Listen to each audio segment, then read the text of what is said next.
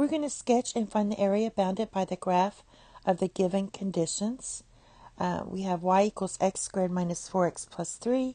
X is 0 and y equals 0.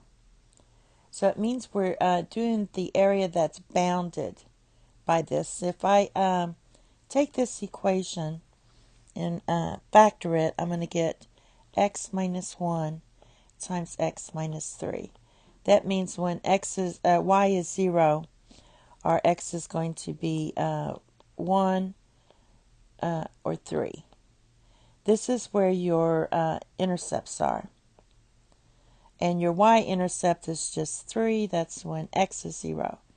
So basically, here's your curve. Something like this. It goes down below here.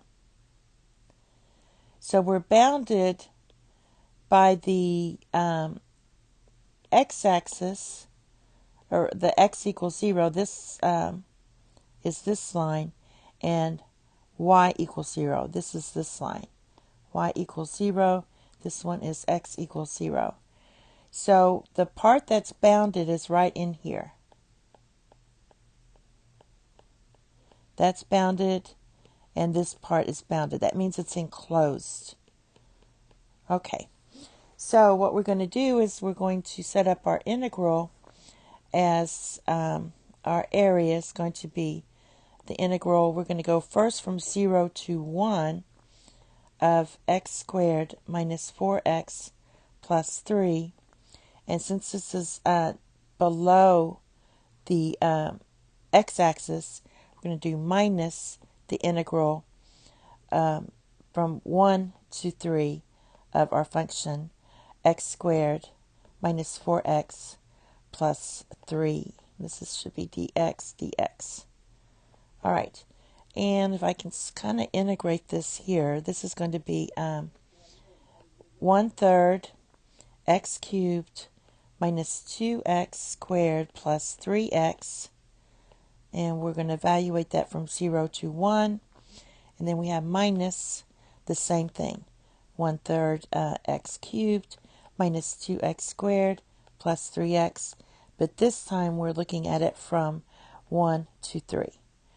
And you always start with your upper limit and then subtract the 0. So let's do that. We're going to get, when you substitute it in, you're going to get 1/3 minus 2 plus 3. And then when you substitute in that 0, this is what we had. 1/3 x cubed minus 2x squared plus 3x. And we're doing from 0 to 1. So that's the 1. But when you substitute in the 0, you're just going to get minus 0. All right. Now when we do the limits from 1 to 3, you substitute in 3. So we had that minus.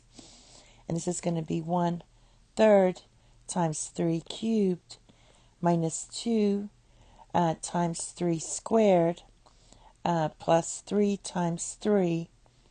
And then we've got to, this is minus the whole thing. So then you subtract this part, and that's going to be minus 1/3 minus 2 plus 3. Now, when you subtract these two, minus and negative, this is just going to change to a positive. So simplifying, we're going to get 2/3 minus 4 plus 6. And then minus 9 minus 18 plus 9. All right. So this is going to be, this is actually going to be minus 9 plus 18 minus 9. So what happens here is this part zeroes out. And then you just combine those and you'll get 8 divided by 3. Thank you. Have a nice day. Bye-bye.